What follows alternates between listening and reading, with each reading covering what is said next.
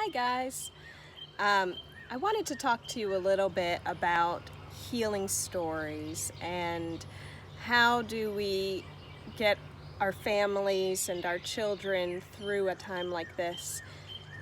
And the wonderful news is that the tools we need are already here. The people before us have used stories for as long as humans could tell stories to comfort and to connect and to ground us. And healing stories can do the same for us even today. And not only for our children, but for us as parents. It can be wonderful to tell a story to children and be able to resonate with it in our own heart, to tell the story that we need to hear as well. So some of the stories that I'm going to share on here, I'm going to title it Healing Stories. This is a story that I think will actually help you as a parent as well. They're stories that have helped me.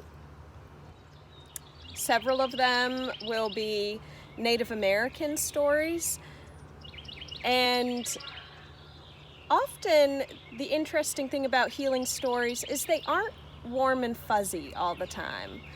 They sometimes have some tense moments. Sometimes they can have times that are very, very sad. And it's important that we tell children these stories too, because they give a homeopathic dose of anxiety in a way that is safe and digestible for the child. And for us as parents, they connect us to generations that have gone before us. So telling these stories can, sometimes there'll be a moment where a child is like, oh no, and with your presence, let them know that it all ends well. And sometimes just telling a story, if you can make up your own healing story for a child, maybe come up with a character, and the character just does simple things. And this is something that you can tell your child at night. Maybe there's an animal that reminds you of your child a little bit. In my family, it was always a squirrel that reminded us, at least, especially of our son. For my daughter, it was a bird. And both of those animals reflected their personalities. And so we could use those in stories and build on a story each night. And in the end, at the end of each story, the bird or the squirrel was safe at home with its family. Another important thing to remember during this time is that play is the child's inborn therapy. So there are a lot of gaps that we cannot always fill as parents. We can't protect our children from every trauma. Trauma is it's a shared human thing. It actually connects us, unfortunately. It's something that is, it will happen. And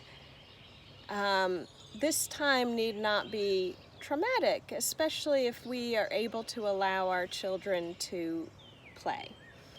And by that, I mean that you don't have to do all the play. You do not have to sit down and play with your child. You can actually let them do it on their own.